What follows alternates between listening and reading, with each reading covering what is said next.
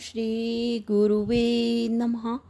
अज्ञानतिमिरान्धस्य ज्ञानाञ्जनशलाकया चक्षुरुन्मीलितं येन तस्मै श्रीगुरुवे नमः।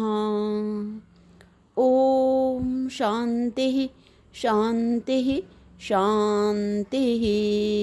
ओम। प्रणाम भगवान।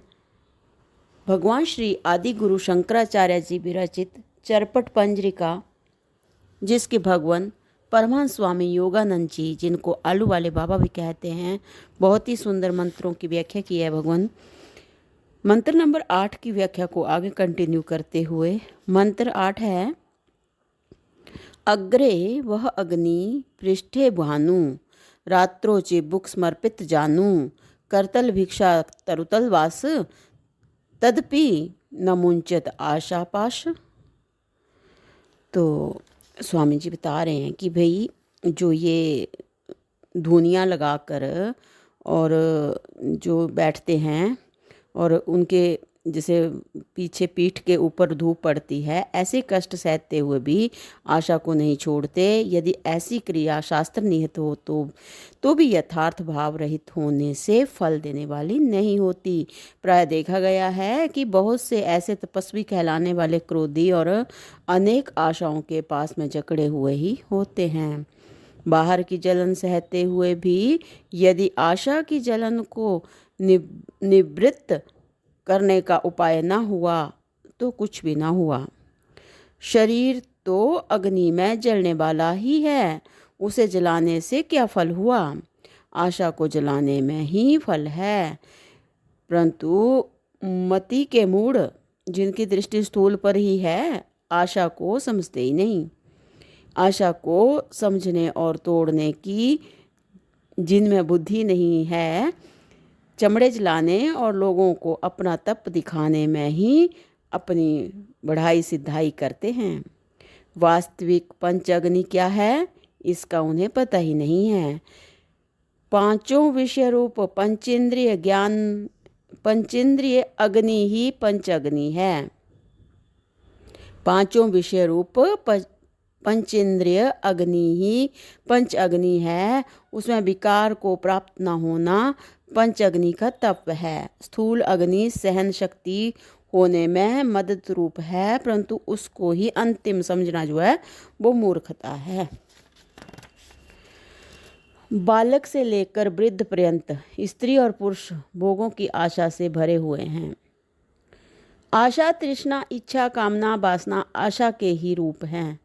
थोड़ा थोड़ा भाव में फर्क करते हुए उनका उपयोग होता है। आशा भोग के लिए अथवा भोग के साधन के लिए होती है। भोग 5 विषयों में होता है, इसलिए आशा भी 5 प्रकार की है। 5 विषय 5 होते हुए भी उनके पदार्थ अनेक हैं, इसलिए आशाएं भी अनेक हैं। वर्तमान और भविष्य काल के भेद से भी आशा का भेद है। आशा का होना क्षण क्षण में होता है। आशा का उत्पत्ति स्थान अंतःकरण है। जितनी आशाएं उत्पन्न होती जाती हैं, उतना ही अंतःकरण जो वो मलिन और तुच्छ होता जाता है। आशा उत्पत्ति में ही अंतःकरण को मलिन करती हैं। आशा उत्पत्ति में ही अंतःकरण को मलिन करती हैं, ऐसा नहीं अब, किंतु आशा की स्थिति और बीज रहते हुए आशा का भंग अंतःकरण को मलिन करता है। आशा अमर बेल के समान न घटते हुए दिन पर दिन बढ़ती ही जाती है। एक में से अनेक होती हैं। जैसे अमर बेल जड़ रहित होती है, ऐसे ही आशा की भी जड़ नहीं होती। जब ब्रह्मांड भर में आशा के योग्य कोई भोग का विषय नहीं है, तो ऐसे विषय में होने वाली आशा की जड़ कहाँ? जब ब्रह्मांड भर में आशा के योग्य कोई भोग का विषय नहीं है, तो ऐसे विषय में होने वाली आशा की जड़ कहाँ? मनुष्य उम्र में, बुद्धि में और ऐश्वर्य में ज्यों ज्यों बढ़ता जाता है, त्यों त्यों उसकी आशाएं भी बढ़ती जाती हैं। मनुष्य की आयु, बुद्धि और ऐश्वर्य आदि क्षीण हो जाता है, परंतु आशा क्षीण नहीं होती। जैसी आशा की वृद्धि होती है, ऐसी बुद्धि किसी पदार्थ की भी नहीं होती। आशा से दुख होता है और आशा के त्याग से सुख होता है। परंतु आश्चर्य यह है कि ऐसा जानते हुए भी आशा को छोड़ नहीं सकते। आशा का बंधन इतना बलिष्ठ है कि लोहे का बंधन भी उसके सामने तुच्छ है। आशा का बंधन इतना बलशाली है कि लोहे का बंधन भी उसके सामने जो है वो तुच्छ है। जब ईश्वर की तरफ रुचि हो तभी आशा छूटना संभव है। निराशा हुए बिना ना तो भक्ति होती है, न ज्ञान मार्ग में प्रवृत्ति होती है। आशा को छोड़े बिना इस संसार में भी किसी को सुख नहीं मिलता। आशा को छोड़े बिना इस संसार में भी किसी को सुख नहीं मिलता। तब परलोक में सुख कहाँ से हो। कितनों ही को आशा ने दरिद्र कर डाला। किसी को सिर मुड़ाकर बाबा जी बना दिया,